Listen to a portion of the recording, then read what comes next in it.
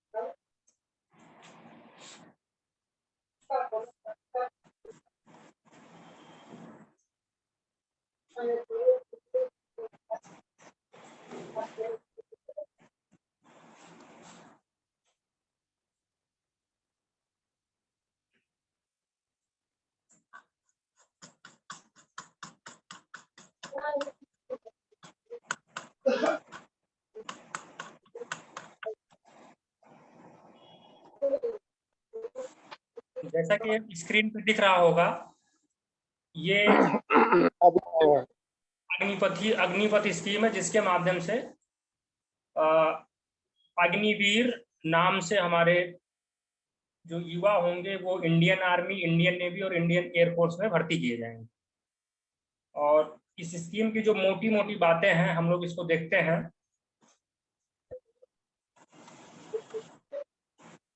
जैसे ये है, इसके जो फीचर हैं इसको हम लोग देख लेते हैं कि इस स्कीम को लाने के पीछे क्या क्या मुख्य उद्देश्य हैं। इसमें ये लिखा हुआ कि जो हमारे अग्निवीर होंगे उनको राष्ट्र की सेवा करने का अवसर प्राप्त होगा, प्लस उनको सेना में भी परमानेंट जाने का अवसर मिलेगा। अभी और जैसे देखिए, और ये स्कीम जो है पैन इंडिया माने पूरे भारत के लिए है। 4 साल का कार्यक्रम है, सबको पता है। एक सेवा निधि स्कीम होगी, यानी कि जब वो रिटायर करेंगे तो उनको कुछ 11 लाख, 11.5 लाख, 12 लाख का एक पैकेज उनको मिलेगा। इसके अलावा इसमें सबको पता है 25% इसमें से जो भी वैकेंसी रहेगी, जैसे जितना भी रहेगी, जैसे मान लीजिए इस बार 46,000 है, तो इसमें से मान के 25% 4 साल बाद सेना में परमानेंट वो ले लिए जाएंगे।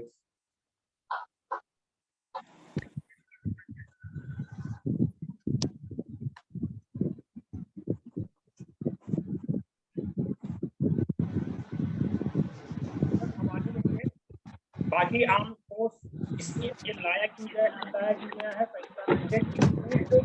Pattern preparedness. एक ये है सिलेक्शन द बेस्ट, यानी कि एक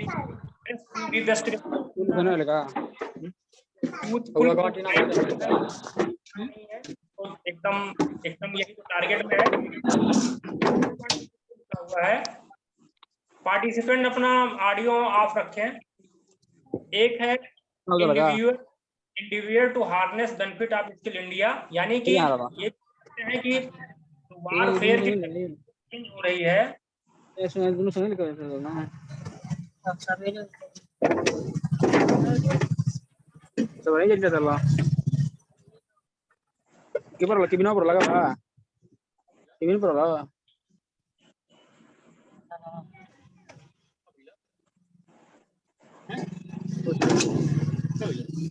वही कहता नहीं, फिर सौरा जाके चीनी खाती हो रही है ड्रोन वगैरह का उपयोग। गाटाओ लाग दियो छोड़ सत्प्रकाश वीडियो आप ऑन रखो, उसको रखो, म्यूट रखो अगर कहीं बाहर हो तो। ये है। बाकी इंडिविजुअल में क्या है, उनको यूथ को अपॉर्चुनिटी मिलेगा, ठीक है, और सारी चीजें हैं वो हम लोग समझ रहे हैं। नेशन के लिए क्या, नेशनल इंटीग्रेशन है, राष्ट्रीय एकता का एक बहुत बड़ा माध्यम बनेगा। नेशन बिल्डिंग भी होगा। बाकी देखिए एलिजिबिलिटी जो है, एलिजिबिलिटी सबको पता है, जो हम लोग मोटा मोटा जान रहे हैं। बाकी देख लेते हैं, 17.5 से 21 साल के बच्चे रहेंगे। बाकी पहली साल जो है भर्ती में 2 साल का छूट दिया गया है। 2 साल का छूट इसलिए दिया गया है, जो अभी कल प्रेस कॉन्फ्रेंस था हमारी आर्मी का, उन्होंने कहा कि कोविड ईयर में वैकेंसी हो नहीं पाई, तो जो बच्चे ओवर एज हुए हैं और कुछ प्रोसेस, चूंकि कुछ वैकेंसी का कुछ स्टेप, जैसे 3 स्टेप होता है स्पेशली। पहला तो मान लीजिए एक फिजिकल टेस्ट हो गया, फिर एक मेडिकल टेस्ट हो गया, एक स्क्रूटनी टेस्ट, एंट्रेंस एग्जाम होता, तो 1-2 स्टेप क्लियर हुआ था, तो उन लोगों के लिए है। ठीक है, तो ये है। बाकी ये देखिए, ये जो फाइनेंशियल पैकेज है, ये पहले साल जो इनका 4.76 लाख होगा, लास्ट में चौथे साल जाएंगे तो वो पैकेज लगभग 6.92 लाख हो जाएगा। अलाउंस, सारा अलाउंस है जो नॉर्मल आर्मी के लोगों को मिलता हुआ अलाउंस मिलेगा। सेवा निधि देखिए ये है, 30% मंथली कंट्रीब्यूट करेंगे, जैसे हम लोग एनपीएस वगैरह में कंट्रीब्यूट करते हैं, 30% कंट्रीब्यूट करेंगे। जैसे अभी और देखिए, जैसे स्टार्टिंग उनका 30,000 वेतन से हो रहा है, 30,000 का 30%, एक 9,000 रुपए वो कंट्रीब्यूट करेंगे, 50% गवर्नमेंट कंट्रीब्यूट करेगी। 11.71 लाख जो है इनको सेवा निधि के रूप में ये भी एक मिलेगा लास्ट में। अब जो डेथ कंपनसेशन है, मान लीजिए हमारे कोई अग्निवीर जो है शहीद हो जाते हैं, तो 48 लाख का लाइफ इंश्योरेंस कवर है और इसमें कोई कंट्रीब्यूशन नहीं करना, और 44 लाख का एडिशनल एक अलग से एक अनुदान है जो उनको प्रदान होगा। बाकी डिसेबिलिटी यानी कि अपंगता की स्थिति में भी तमाम तरह का है, जैसे ये देखिए 44 लाख, 25 लाख, 15 लाख क्रमशः 100%, 75% और 50% डिसेबिलिटी की स्थिति में उनको मिलेगा। तो ये कुछ बातें हैं और जिसको हमको ये हमारे दिमाग में रहना चाहिए। बाकी इन्होंने बहुत सारे देशों के विषय में भी बताया है जहां पे ये स्कीम ये लागू हो। जैसे कि आप लोग देख लीजिए एक बार, ये ग्लोबल स्कैन लिखा है देखिए, इसमें यूएसए है, रसिया है, इजराइल है, चाइना है, फ्रेंच है, यूके है, जर्मन है, यहाँ सब ये लागू। तो ये भी हमको ध्यान में रखना है कि ये इस तरह की स्कीम जो है और देशों में चल रही है, ताकि ये ना रहे कि आप अनभिज्ञ रहें। बाकी जो पेंशन वाली बात है कि इनको पेंशन नहीं दिया जाएगा, तो अगर हम जैसे कि ये देखिए, ये मान लीजिए कि ये देखिए आपका ये रसिया था। रसिया में पेंशन की स्कीम जो है complex pension system depending upon length and area of service. कुमला के पेंशन दिया जाएगा, लेकिन वो सर्विस का जो ड्यूरेशन है और क्षेत्र, किस क्षेत्र में उन्होंने जॉब किया है और सर्विस सेना की सेवा की है, उस हिसाब से उनको दिया जाएगा। तो ये हो गया। और बाकी एक आध देश, यूके का देख लीजिए, यूनाइटेड किंगडम का देख लीजिए। इसमें आप अगर पेंशन देखेंगे तो इसमें पेंशन है मिनिमम 12 साल की, जब सर्विस करेंगे तो पेंशन ये है। यूनाइटेड स्टेट्स है, यूनाइटेड स्टेट्स में 20 साल जब आप सर्विस करेंगे तब आपको पेंशन मिलेगा। तो ये कुछ बातें हैं जिसको हम लोग जानते रहे तो थोड़ा सा। और ये पेंशन सिस्टम एग्जिट है, पेंशन सिस्टम एग्जिट है, ठीक है, फ्रांस है। तो इस तरह से कुछ बातें हमने आपके सामने रखी ताकि ये क्लियर हो जाए, कुछ मोटी मोटी बातें आप पहले से जानते रहें।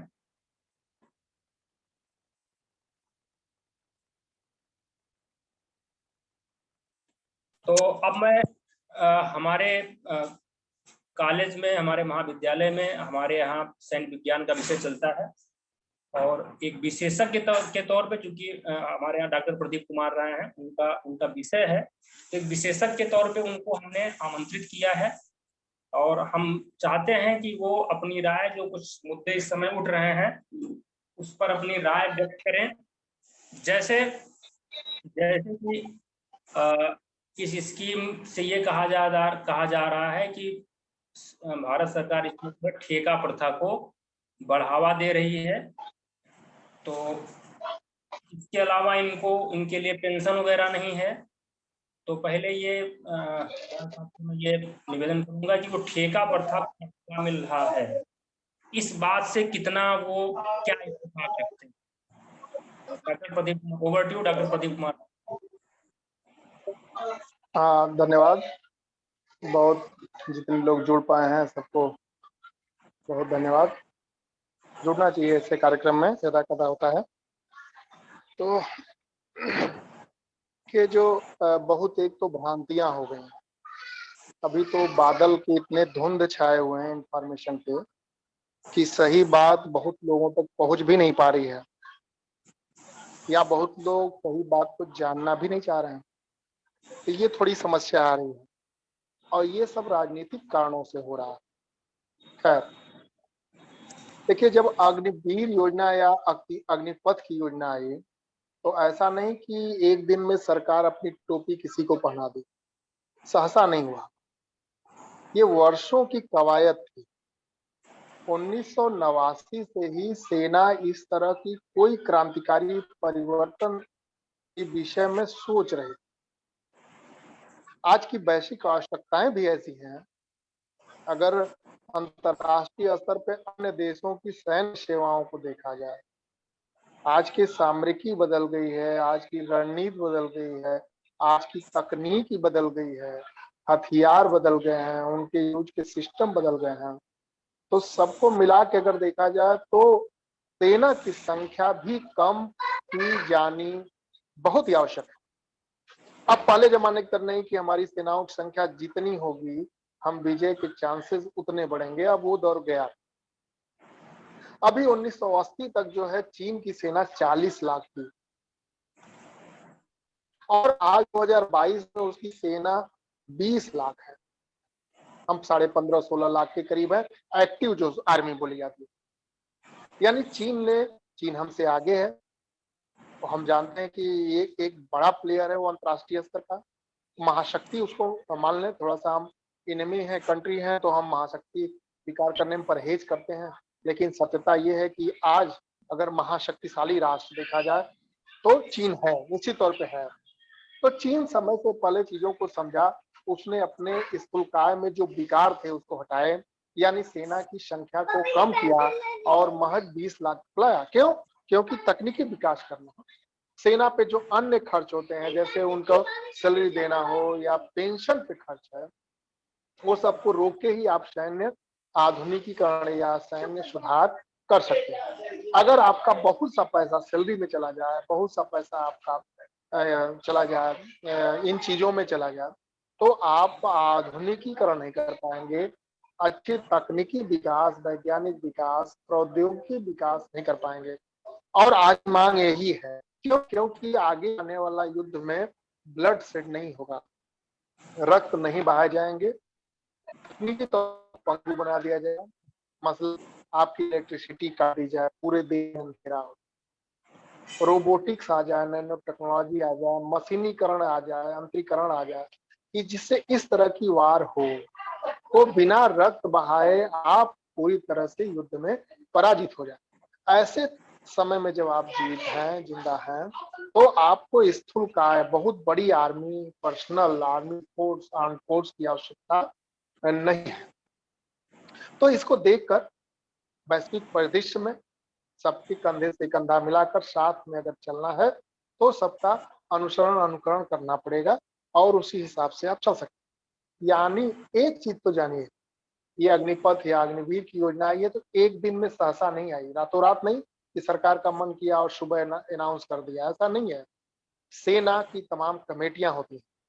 कारगिल युद्ध 1999 में हुआ, उसके बाद तमाम कमेटी बनी, उसके संस्तुतियों रिपोर्ट के बाद इस निर्णय पर पहुंचा गया कि इस तरह की योजना लॉन्च की जाए, इसमें 60 सर्विसेज हों। उसके तमाम तर्क दिए गए।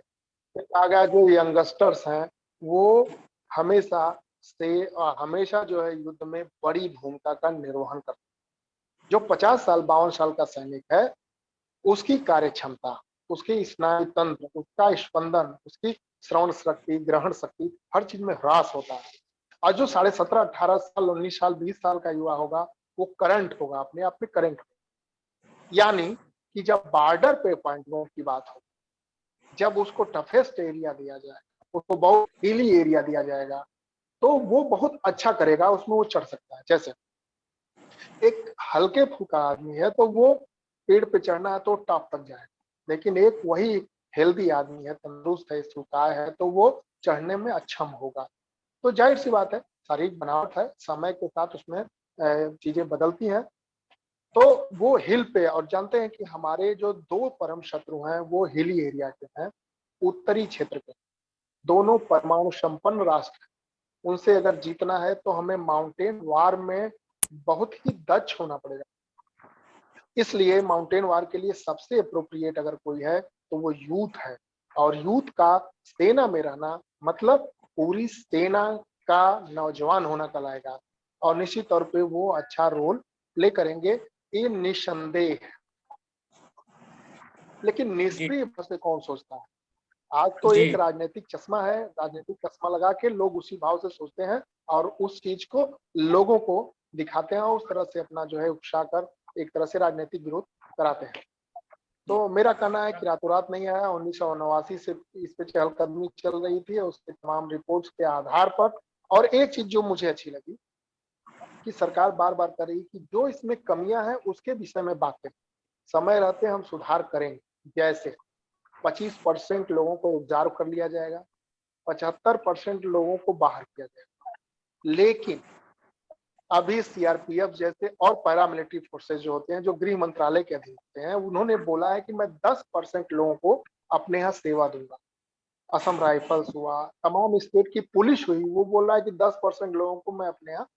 अभी प्राइवेट सेक्टर से जो आनंद महिंद्रा साहब ने बोला है, बिरला ने बोला है, टाटा ने, अंबानी ने, अडानी ने बोला है कि हम अग्निवीर को हम अपने यहाँ सेवा में रखेंगे। क्यों रखेंगे भाई? एक तो शारीरिक फिटनेस उनकी अच्छी होगी, और जो सेना जैसे बड़े संगठन में अनुशासन के साथ काम कर लिया, इसका मतलब निश्चित तौर पे उस पे एक प्रकार का संस्कार डेवलप हुआ और वो समयबद्ध हो गया, वो चीजों को अच्छी तरीके से अनुशासित होकर देखने लगा, और सबसे बड़ी बात है स्किलफुल हो गया। मान लीजिए सेना में गया, इंजीनियरिंग कोर में गया, पुल बनाना, ब्रिज बनाना सीख गया, या गाड़ियों को ठीक करना सीख गया। जब वहां पारंगत हो गया, काम तो बहुत करना, पारंगत हो गया, दक्ष हो गया, तो आके निश्चित तौर पे स्किल इंडिया के तहत वो थोड़ा सा अगर लोन ले लेगा, एंटरप्रेन्योरशिप कर लेगा, कुछ नई चीजें करके अपना जीवन यापन बहुत शानदार तरीके से गुजारेगा। अच्छा देखिए, जहां तक सेना के बिरले की बात होती है, सीने पे अगर एक बार चस्पा हो जाए तो पूरा राष्ट्र उसको नमन करता है, उसको सम्मान करता है। तो वो सम्मान भी किसी धन से कम नहीं होता है, वो जीवन पर्यंत आपसे जुड़ जाता है। तो आर्थिक दृष्टिकोण से देखिए, 17 साल का लड़का कहाँ नौकरी करता है? नहीं करता है। सबसे बड़ी बात है कि ये स्वैच्छिक है, आपकी इच्छा करे तो आप सेना में जाइए, न इच्छा करे जब कोई जबरदस्ती नहीं है। कई देश तो ऐसे हैं, करीब 80 देश, जहां अनिवार्य सेना में जाना अनिवार्य कर दिया गया, तो वहां तो बाध्यता है। हमारे यहाँ मन करे तो आप सेना में जाएं, आप पे कोई रिस्ट्रिक्शन, कोई बाउंडेशन, कोई बाध्यता नहीं है, ये अच्छी बात है। बहुत जगह अनिवार्य सेवा है, करना ही करना है, आपको पेमेंट भी बहुत जगह नहीं मिलता है। मैं ये कहता हूँ कि 17.5 साल का लड़का, कितने लोग नौकरी करते हैं, वो एक छात्र होता है, और सोचिए 17.5 साल, 18 साल, 19 साल तक वो नौकरी पाके 24 साल तक घर आ जाता है, तो उसके अभी भी इसको बचा रहता है कि वो पढ़ाई आगे की जारी रखे और आगे अपनी नौकरी में इन्हेंसमेंट करे। यूपीएससी दे, तमाम 60 सर्विस कमीशन की नौकरियां हैं, पीसीएस है, तमाम तरह का, मतलब वो अपना ग्रोथ भी कर सकता है। एक अपॉर्चुनिटी ये भी है, तो ये भी प्लस है, इसको देखा जा सकता है। और कुछ हो तो और आगे आगे भी बताया जाए। जी जी जी, मैं ये कह रहा था सर कि जी जो एक ऐसा युवा जो सेना में जा रहा है, जिसको ये पता है कि मैं 4 साल बाद निकाल दिया जा सकता हूँ, हाँ बिल्कुल पूरी संभावना 75% को तो निकलना ही निकलना है, तो क्या वो बिल्कुल बिल्कुल। तन मन धन से पूरा मन लगा करके वो अपनी जिम्मेदारियों का निर्वहन कर पाएगा? इस पे आप क्या राय मुझे है? लग रहा है, देखिए देखिए, एक मेंटेलिटी होती है, अगर हम सेना में जा रहे हैं इसका मतलब हमारी मानसिकता है उस तरह जी की, तो हमें मान के चल रहे हैं कि हम कितना भी चैलेंज हम स्वीकार करें, इतनी भी कठिन पोस्टिंग है मैं स्वीकार करूं। बहुत लोग तो आगे बढ़ के कहते हैं कि हम कठिन हमें ड्यूटी दो। क्यों? क्योंकि तमाम अलाउंसेस बढ़ जाते हैं, अलाउंसेस बढ़ जाते हैं। जैसे आप अपने सेंटर से दूर है, अलाउंस बढ़ेगा, हिली एरिया में, माउंटेन एरिया में है तो बहुत ज्यादा अलाउंस मिलता है। यानी जो 30,000 है वो 30,000 नहीं, वो 60-65,000 के करीब तक उसको पैसा मिल सकता है। और यूथ तो चाहेगा कि हमें चैलेंजिंग टास्क मिले, हमें टफेस्ट जो है एरिया मिले, ताकि मैं अलाउंस पाऊं और ज्यादा पैसा अर्न करूं। तो जो अभी 12 लाख वाली बात है, वो कहीं बढ़ के और ज्यादा पैसा उसको मिल जाएगा, डबल पैसा मिल सकता है अगर वो चैलेंज स्वीकार करता है। एक चीज और जो आप कर रहे हैं कि मतलब उसको एक जॉब इनसिक्योरिटी है कि हम तो निकाल दिए जाएंगे। दूसरा पक्ष नेता लोग यहाँ तक कर रहे हैं कि भाई जब वो प्रशिक्षण पा जाएगा तो नक्सलियों को प्रशिक्षित करेगा। हो सकता है अपनी प्राइवेट मिलिशिया बना दे, हो सकता है तालिबान जैसा कुछ भविष्य में खड़ा हो जाए। कुछ लोग तो यहाँ तक बोल दे रहे हैं कि ये भगवा आतंकवाद को बढ़ावा देना है। कुछ कह रहे हैं कि आरएसएस की एक फोर्स तैयार हो रही है। तो बोलने सर वालों क्या, वो तो राजनीतिक है, कुछ भी बोल रहे हैं। जी लेकिन मुझे लगता है कि पॉलिटिकल 24 साल में अगर आता है, वो सीख के आता है तो अपना भविष्य संवार सकता है। जी हेलो हाँ सर जी, मैं ये देखता हूँ कि आम तौर पे लड़के अगर नौकरी की तैयारी करते हैं तो उनकी उम्र 30 साल हो जाती है। शादी की भी हम लोग अपने अपने एटमॉस्फेयर में एक उम्र 30 साल पा रहे हैं, जी एक एवरेज उम्र कॉमन। तो लड़का अगर 24 साल में आ जाएगा तब भी उसके पास 6 साल, अगर 30 साल एवरेज नौकरी की माने तो 6 साल जी है। अगर वो अपने पैसे से तैयारी जारी रखना चाहता है तो कर सकता है, ये संभव है। कंप्यूटर अगर जी वहां चलाया तो चाहेगा तो अपना कंप्यूटर की साफ खोल के वो जीवन अच्छे से निर्वहन करेगा। और जो एक बार टैग लग गया, बिल्ला लग गया उसके सीने पे इंडियन आर्मी का, उससे जी गौरवान्वित होगा और सम्मान जो पाएगा समाज में वो भी एक अलहदा विषय है। तो उस पर भी चिंतन मनन, जो पैसे से बहुत बड़ी चीज। जी जी तो मुझे लगता है जॉब इनसिक्योरिटी नहीं है, 24 साल में आएगा। 24 साल का तो अभी एकदम से युवा है, उसके तो अनलिमिटेड चांस है, वो तो अपने को बहुत आगे ले जा सकता है। एक चीज और मैं कहना चाहता हूँ, जैसे देखिए सिविल सर्विसेज में ये सरकार बोली है कि क्या उसका एक नाम दी है कि आप बाहर से भी आ सकते हैं और आप आईएएस बन सकते हैं। कुछ इस तरह का स्कीम शुरू हुआ। तो जी ऐसा किया जा रहा है कि ये लोग भी आएंगे अग्निवीर बन के, तो बहुत सी जगहों पे समायोजित हो सकते सर पहले हैं। से मुझे भी लगता है कि सर पहले से बहुत सारी जगहों में बहुत सारे डिपार्टमेंट में भूतपूर्व सैनिकों के लिए जो है सीटें रिजर्व हैं, लेकिन बिल्कुल देखा बिल्कुल। ये गया तो सही से भरा नहीं जा सका है। तो सरकार कहे तो हाँ रही ये है, लेकिन हाँ चुनौतियां ये अगर नहीं कर पाएगी देखिए, तो फिर अगर अगर सीटें नहीं भरी गई तो जी नहीं आंदोलन उसके लिए हो। जी आक्रोशित वहां होना चाहिए कि भाई रेलवे ने अगर सीट निकाला और 10% अगर अग्निवीर के लिए आरक्षित किया तो क्यों नहीं भरा गया। जी आक्रोश वहां होना चाहिए, उन्माद वहां होना चाहिए। वो इस स्तर का नहीं होना चाहिए जो अभी दिख रहा है। जी तो वहां होना अच्छा चाहिए कि भाई आप बारीक नजर रखिए। देखिए अभी जी कहा जा रहा है कि ओएनजीसी भी करेगा, या जितना नवरत्न कंपनियां हैं सब अपने यहाँ सीटें आरक्षित करेंगी। यहाँ तक जी गवर्नमेंट बोल रही है कि देखिए जो हम मर्चेंट नेवी है उससे भी कहेंगे कि वो भी जी 10% सीट उनके लिए करे। पुलिसिंग वाले में सब बातें हो ही रही है, प्राइवेट सेक्टर बोल ही रहा है। तो अग्निवीर के चांस देखिए, यहाँ तक अभी से लोग बोलने लगे कि भैया मुझे गार्ड अगर रखना है तो हम दूसरे क्यों रखेंगे, हम अग्निवीर को रखेंगे। जब हम 40,000 दूसरे को देते हैं तो एक प्रशिक्षित हमें एक स्टैंडर्ड आदमी मिलेगा, तो जी जी जी समायोजित होगा निश्चित तौर पर, कोई दो राय नहीं। जी जी दो राय और एक सर नहीं। बहुत बड़ा प्रश्न है कि कुछ वैकेंसियां कंटिन्यू थी शुरू में, कुछ कुछ हाँ स्टेप हुए थे, बहुत सारे बच्चे कह रहे हैं मैक्सिमम स्टेप हमने क्लियर कर लिया था। तो हाँ उन बच्चों की वैकेंसियों को रद्द किया जाना ये कहाँ तक न्याय संगत है? उनको नहीं, उनको वो तो अगर गलत है। थे तो उनको देखिए उनकी पाँच कर लेना चाहिए था। देखिए मुझे लग रहा है 16 तारीख की बात है कि गवर्नमेंट ने ऐसा किया, और जी आज 20 तारीख है। हमें लग रहा है इसमें कई बार बदलाव हुए छोटे छोटे। जी तो जी इस पे होना चाहिए एक प्रोटेस्ट कि भाई जिसका सिलेक्शन हो गया, जो दूसरे दौर तक चला गया, वो दौड़ जी भी निकाल लिया, मेडिकल भी निकाल लिया, रिटेन या निकाल लिया, तो उसको क्यों छोड़ा जाए? उसका क्या दोष है? 3 साल में कोरोना में अगर जॉब नहीं आई तो उसमें उसका क्या दोष है? उसका क्यों नुकसान है? तो आप कहें कि नहीं हम उम्र 2 साल बढ़ा दे रहे हैं और फिर से तुम ट्राई करो, तो ये बात थोड़ी सी गले से नीचे नहीं उतरती है। एक तरह से थाली दे के और सामने से खींच लेने के बराबर है।